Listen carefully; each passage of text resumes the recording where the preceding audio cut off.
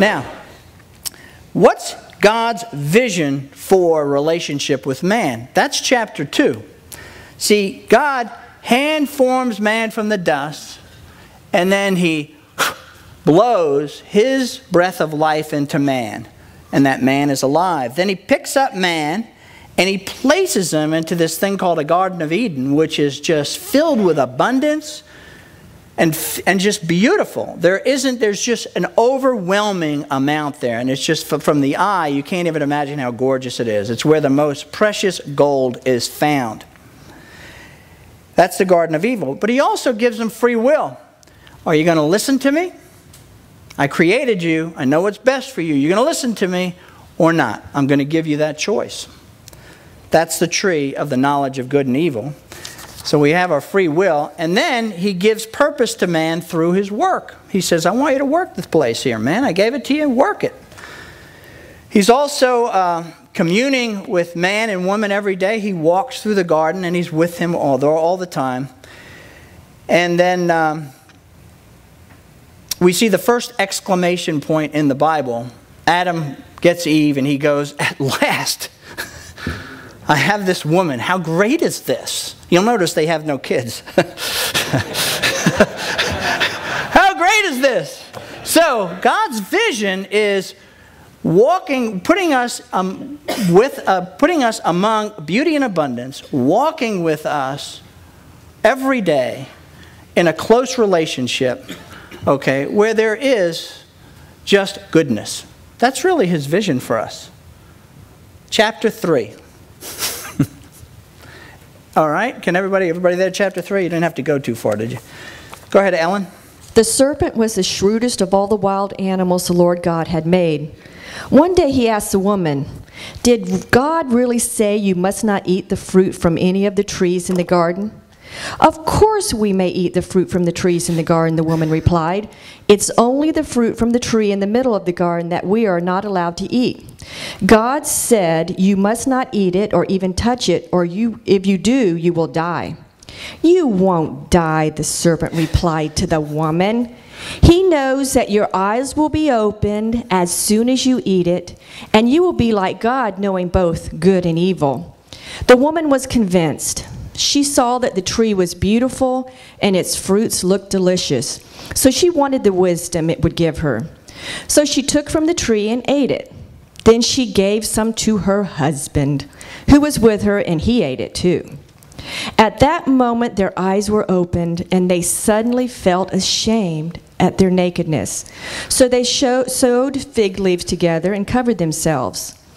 Then the cool evening breezes were blowing, and the man and his wife heard the Lord walking about in the garden.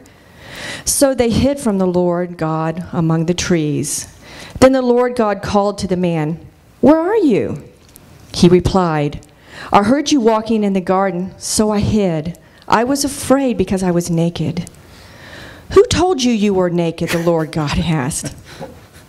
"Have you eaten from the tree whose fruit I commanded you not to eat?"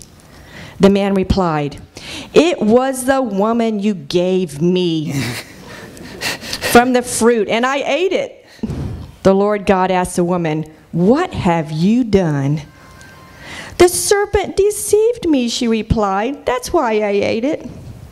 Then the Lord God said to the serpent, "Because you have done this, you are cursed, more than all animals, domestic and wild. You will crawl on your belly, groveling in the dust as long as you live. And I will cause hostility between you and the woman, and between your offspring and her offspring. He will strike your head, and you will strike his heel." Then he said to the woman, "I will sharpen the pain of your pregnancy, and in the pain you will give birth. You will desire to control your husband, and he will rule over you." And to the man he said, "Since you listened to your wife and ate from the tree, whose fruit I commanded you not to eat, the ground is cursed because of you. All your life you will struggle to scratch a living from it. It will grow thorns and thistles for you, though you will eat from its grain. By the sweat of your brow you will have food to it, until you turn to the ground from which you were made. For you were made from dust, and to dust you will return." Then the man, Adam, named his wife Eve, because she would be the mother of all who live. And the Lord God made clothing from animal skins for Adam and his wife.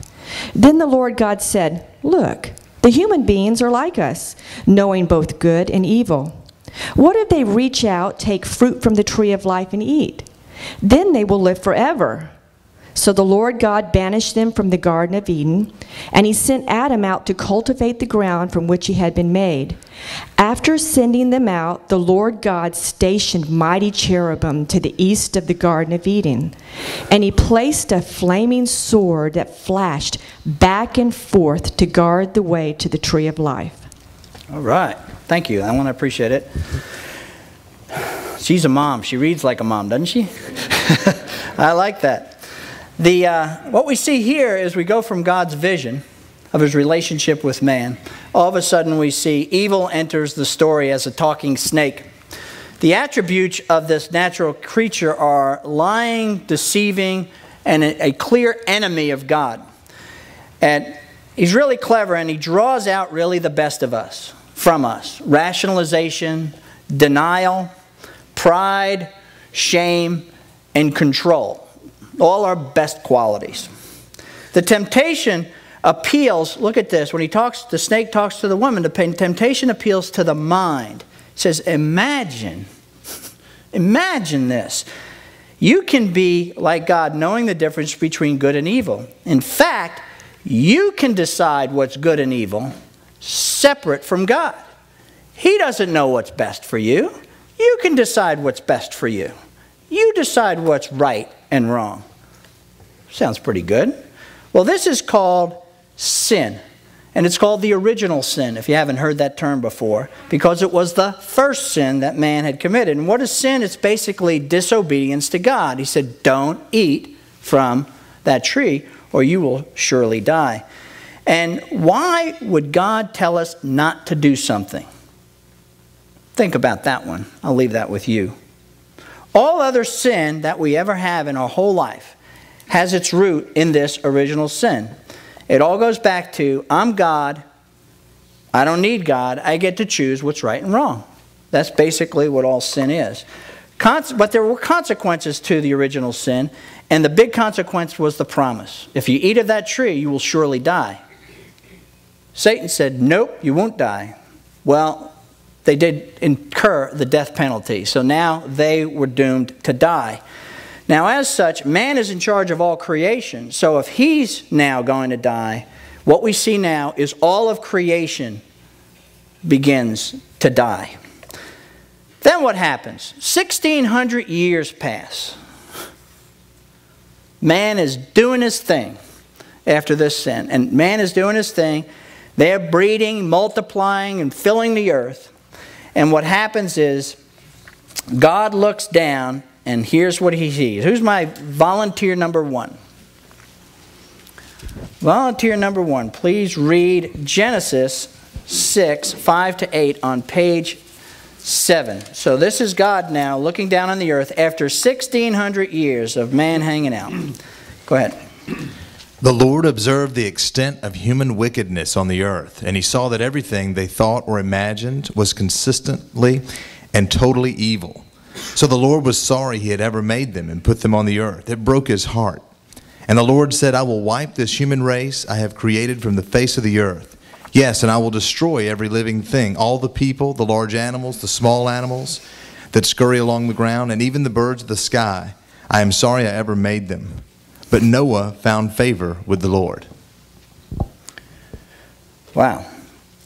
So God looks down, and his first judgment here is every thought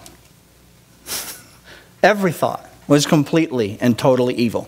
That's what happened from the creation 1,600 years later. So he says, this isn't good.